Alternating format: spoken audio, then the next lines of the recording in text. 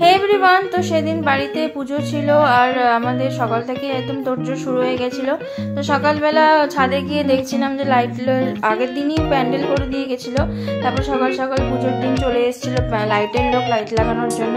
তারপরে এদিকে সব বাজারঘাট নামিয়ে নেওয়া হয়েছিল। তারপরে এখানে সামনের বাড়ি কাকিমণি দিদুন সবাই এসেছিলো, তো সবাই মিলে পুজোর জোগাড় করছিল। তারপরে যেহেতু বেলা বাড়ছিল এদিকে সব জোগাড় হচ্ছিলো আর এদিকে বরণডালাটাও সাজিয়ে নিয়েছিল। আর আমাদের জোড়া কালী পুজোর মানসিক ছিল, তো সেই জন্য আর কি জোড়া সব হচ্ছিল, মানে দুটো দুটো করে সব হচ্ছিল। তারপরে এখানে বিকেল হয়ে গেছিলো, তো ঠাকুরমশাইরাও চলে এসেছিলো। তো ঠাকুরমশাই যেহেতু নিজেই রান্না করবে তাই জন্য আমি একটু নিচে গেছিলাম। তারপর নিচ থেকে উপরে এসে একটু মালা গেঁথে নিচ্ছিলাম ঠাকুরের জন্য। তো যেহেতু আমি বলেছিলাম মালা দেবো, তো মালা দেওয়া হয়নি এবার কালী পুজোয়, তাই ভাবলাম যে বাড়িতে যখন পুজো হচ্ছে তো বাড়িতেই দিয়ে নিয়ে। এদিকে ঢাকিয়ালাও চলে এসেছিলো। তো ঢাকিয়ালা চলে আসার পর এখানে ছোটো মা বরণ করে নিচ্ছিলো ঢাকিটাকে। আর এদিকে পাড়ার অনেকেই এসেছিলো পুজো দেখার জন্য। আমাদের বাড়িতে পুজো হলে পাড়ার সবাই এমনিই আসে সবাই।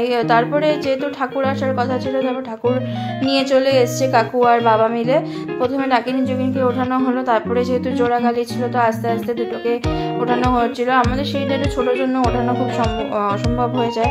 তারপরে আস্তে আস্তে সব উঠিয়ে নিয়ে আসলো ওখানকার ছেলেবেলেগুলো। যেহেতু জোড়া কালী ছিল প্রথমে একটা নিয়ে এসলো, তারপরে আরও একটা নিয়ে আসলো। তো এইভাবেই জোড়া ঠাকুরগুলোকে তারপরে পুরোহিত মশাই সাজিয়ে নিচ্ছিল। একজন ভোগ রান্না করছিল, একজন মাকে সব সাজিয়ে গুছিয়ে নিচ্ছিল গোটা করে। আর এদিকে তরকারি ফরকারি সব বানানো হচ্ছিল। তারপরে আমি যেহেতু এখানে মায়ের পুজোতে প্রদীপ লাগে অনেকগুলো, তো সেই জন্য আর যেহেতু জোড়া পুজো তাই জন্য সব 28টা করে ভাগ করে সব সলতা লাগিয়ে তেল ভরানো অনেক একটা কাজ, তো সেটাই আমি করছিলাম। আর এদিকে মারা এখানে 64 না 54টা ওখানে কলা সাজাতে হয়, চাল কলা, তো সেটাই সাজাচ্ছিল অল্প অল্প করে। তারপর এদিকে মা ছোটো মা সবাই দুজনে মিলে বরণডালা সব সাজিয়ে নিয়েছিল আর এখানে মাকে চুমিয়ে নিচ্ছিল দুজনে মিলে। আর সামনের বাড়ি কাকিমণি এখানে শঙ্করধ্বনি বাজাচ্ছিল। তারপরে সুন্দর করে মাকে চুমিয়ে নেওয়া হলো দুজনে মিলে। তারপরে বরণডালাটা সুন্দর করে মাকে বরণ করে নিচ্ছিল দুজনে মিলে। তারপরে এখানে ডাকিনী যোগিনী সবাইকে এখানে বরণ করে নিচ্ছিল। আর বরণ করাটা হচ্ছে আমাদের এখানে তারপরে পাকা টাকা সব দিয়েই বরণ করতে হয়। তারপরে এখানে আস্তে আস্তে ঠাকুর দুটোকে উঠিয়ে নেওয়া হলো, বাবা কাকু আর পুরোহিত মশাই, তো সবাই মিলে ঠাকুরটাকে বসিয়ে দেওয়া হলো সিংহাসনে। আর যেহেতু জোড়াকালী আমাদের মানসিক ছিল তাই জন্য জোড়াকালীটাকে সুন্দর করে দুভাবে ভালো লাগছিল দেখতে, চারিদিকটা লাইটিংয়ে ভরে গিয়েছিল, তো সবাই মিলে ভালো। তারপরে আমি যে মালা দুটো বানিয়েছিলাম সেই মালা দুটো পরিয়ে দিলাম ঠাকুরকে, যেহেতু ছোটো কালী ঠাকুর ছিল তো সেই জন্য।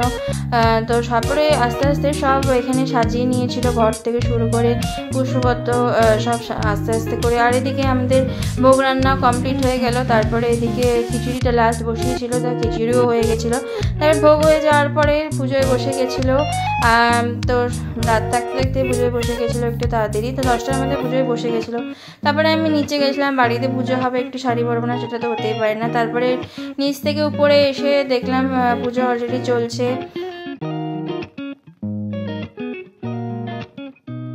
এদিকে পাড়ার সবাই এখানে চলে এসেছিলো আর ঠাম্মারাও এসেছিলো আশেপাশে, তো সবাই মিলে বেশ মজাই হয় আমাদের পুজোতে। কাকিমণিরাও এসেছিলো বুনুকে নিয়ে। তারপরে এখানে মাকে এখানে চুমিয়ে নেওয়া হচ্ছিলো। তো ফার্স্টে তারপরে এখানে সবাই মিলে খুব মজা করছিলাম আমরা ঢাক বাজিয়ে। তারপরে এখানে ভোগ দেওয়ার সময় হয়ে গেছিলো। তারপরে ছোটো মা ভোগ দিয়ে নিল এখানে। আর ভোগ দেওয়ার পরে হচ্ছে প্রদীপ ধরাতে হয়। তো প্রদীপ ধরানোর জন্য কাকু এখানে সব দিয়ে দিচ্ছিল কলা পাতায়। আমি তো আগে থেকেই সব রেডি করে নিয়েছিলাম, তাই জন্য এখানে প্রদীপগুলো সব সাজিয়ে দিচ্ছিল। তারপরে প্রদীপ জ্বালানোর পর মায়ের মুখটা খুব সুন্দর লাগে দেখতে, তো চারিদিকটা বেশ ভালো লাগছিল। তারপরে এখানে শুরু হয়ে গেল ভোগের আরতি। আর আরতির সময়টা খুব ভালো লাগে। প্রথমে ধুনুচি, তারপরে পাখা, তারপরে হচ্ছে সব কাসর ফাসরগুলো দিয়ে পুজোতে আরতি করা হয়, তো বেশ ভালোই ভালোই লাগে দেখতে। তো সবাই মিলে তারপরে শুরু হয়ে গেছিলো যজ্ঞের প্রস্তুতি আমাদের। তো যজ্ঞটা খুব সুন্দর হয়েছে, অলরেডি আমি ইউটিউবের শর্টসে দিয়ে রেখেছি, তোমরা দেখতেই পাবে এখানে। আর এখানে দুজন পুরোহিত সমানে যজ্ঞের জন্য প্রস্তুতি নিয়ে নিয়েছিল একদম। তারপরে যজ্ঞে আগুন দিয়ে দিয়েছিল, তো তারপরে সবাই মিলে, আর যজ্ঞের সময় যেহেতু মাথায় দিতে হয় যাতে যজ্ঞের ধোঁয়াটা যাতে না লাগে, সেই জন্য সবাই মিলে বসেছিলাম এখানে। আর অনেকক্ষণ ধরে যজ্ঞ হয়েছিল, বেশ ভালো লাগছিল। তো এই যজ্ঞ হওয়ার পরে আমাদের পুজো শেষ হয়ে গেছিলো। তারপরে আমরা অনেক রাতে প্রায় 2:30 বেজে গেছিলো, তো সেই সময় আমরা একটু প্রসাদ খেয়ে নিয়েছিলাম। তারপরে কি আর এইভাবেই আজকের পুজোটা কাটলো আমাদের সবাই মিলে। তারপরে তো রাতে আর সেরকম ঘুম হয়নি, আর এদিকে রাতে আবার সকালের জন্য রান্নার লোক চলে এসেছিলো, আর রান্না বসিয়েও দিয়েছিল, পায়েস তারপরে তরকারি। আর আমরা একটু রেডি হয়ে নিয়েছিলাম, আমি আর বোন সেম পড়েছিলাম। রাতে যেহেতু কারোই ঘুম হয়নি, তো চোখ মুখ একদম অবস্থা খুব খারাপ হয়ে গেছিলো। তারপরে পাড়ার সবাই চলে এসেছিলো সকাল সকাল প্রসাদ খেতে। তো খুবই আমাদের বাড়িতে প্রসাদ খাওয়ার জন্য সবাই আসে, খুবই ভালো লাগে আর কি। তারপরে আমরাও একটু বসে পড়েছিলাম, খিচুড়ি, পনির ছোলা তরকারি ছিল, চাটনি ফাটনি আরও ছিল, তো আমি সেরকম কিছু নিইনি। তো তারপরে এখানে বুনুর বন্ধুরাও এসেছিলো, তো ওদের সাথেই তারপরে আজকে আমাদের বিসর্জনও ছিল। তারপরে মা কাকিমণি এদিকে মাকে সিঁদুর পরিয়ে নিচ্ছিল। তারপরে ঠাকুরটাকে নামিয়ে নেওয়া হলো, যেহেতু জোড়া ঠাকুর, তো নামাতে একটু অসুবিধাই হয় 3 তলা থেকে। তারপরে ওরা কষ্ট করে একদম নামিয়ে নিল নিচের মধ্যে। তারপরে নিচে গিয়ে আমরা একটু আবির খেলে নিচ্ছিলাম, বিসর্জনে এগুলোই তো বেশ মজা লাগে সবাই মিলে। তারপরে আবির খেলে নিচ্ছিলাম সবাই মিলে। তারপরে এখানে যেহেতু মারা আগেই সব করে নিয়েছিল, তা লাস্টের যাওয়ার সময় আমি একটু আরতি করে নিচ্ছিলাম। আর এই আরতির সঙ্গে সঙ্গে সবাই মিলে একটু নাচানাচিও হচ্ছিলো সেখানে, সবাই মিলে একটু নাচানাচি আবির খেলা হয়েছিল সেইভাবে।